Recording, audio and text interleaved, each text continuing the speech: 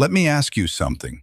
How many times have you been on the verge of a breakthrough, only to quietly destroy it yourself? You didn't call it sabotage, of course.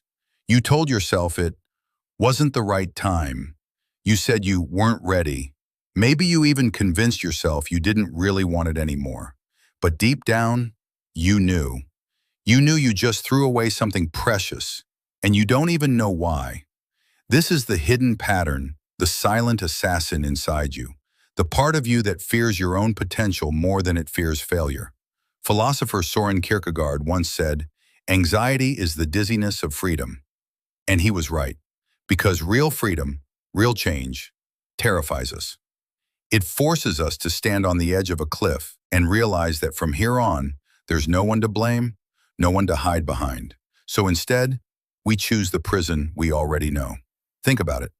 You've met people who stay in jobs they hate for years, even when they could leave. You've seen relationships fall apart, not because of cruelty or betrayal, but because one person couldn't handle being truly loved. And maybe, if you're honest, you've done it yourself. Psychologists call it self-handicapping. Machiavelli would call it preserving the familiar power structure, even when that power structure is inside your own mind. Why? Because comfort is seductive, and change, even when it's good, feels like a kind of death. Nietzsche saw this clearly. He believed most people aren't destroyed by outside forces. They're destroyed by their refusal to become what they could be. We talk about finding ourselves as if it's a scavenger hunt. But Nietzsche said you create yourself, and creation always requires destruction. Let me tell you a story. There was a man in ancient Athens, let's call him Nicias, who was known for his brilliance. He was offered the chance to lead a bold political reform, something that could have transformed the city's future. He agreed, but months later, just before the plan was set to begin, he withdrew. His friends were shocked. His enemies celebrated. When asked why, Nicias said, "I feared what I might become if I succeeded." He didn't mean arrogance or corruption. He meant the person he'd have to be, disciplined, fearless, responsible, not just in the public eye, but in every hidden corner of his life. And that was too much. So he stepped back into the shadows. 2,000 years later, people are still doing exactly what Nicias did. The most dangerous cage is not built of iron, it's built of our own beliefs. Plato, in the Allegory of the Cave, showed us prisoners chained to a wall, mistaking shadows for reality. Even when they're freed, many return to the darkness because the light is blinding. And here's the uncomfortable truth. We all think we'd be the one to walk into the sun, but most of us would go back to the cave. Why? Because light demands that we see everything, including parts of ourselves we've spent years trying to ignore. There's another reason we sabotage ourselves. Gives us control over our failure. If you ruin your own chances, at least it wasn't random. At least you can say, "I decided." We would rather be the author of our defeat than the helpless victim of it. Dietrich Bonhoeffer, the German theologian who resisted the Nazi regime, warned about a kind of stupidity that isn't about low intelligence.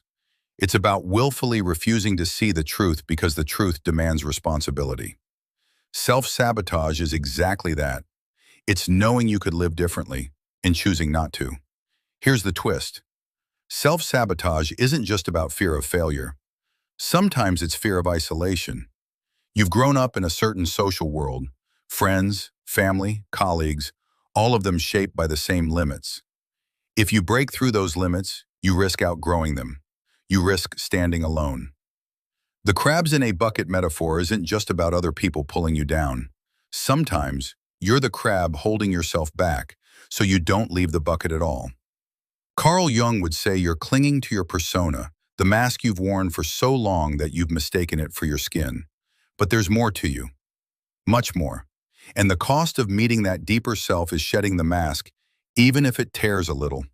So what do? How do we stop this?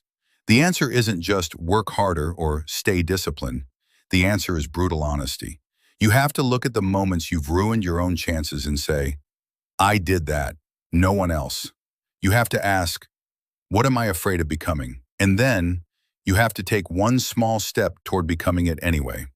Stop waiting for the perfect mood, the perfect time, the perfect plan. Machiavelli understood that fortune favors those who act before they feel ready. History remembers the bold, not the comfortable. One day you will realize that the safe path you keep retreating to is the most dangerous path of all. Because it doesn't kill you quickly, it kills you slowly, quietly, so you don't notice until your dreams have turned to dust. And here's the cruel irony. The life you're afraid to live is the only one where you'll finally feel alive. So here's my challenge to you. Tonight, write down the one thing you've been avoiding for years. The one leap you've told yourself you'll take someday. Then, take the first step tomorrow. Not next week, tomorrow. Because every day you wait, the cage gets stronger. Remember this. The enemy isn't out there.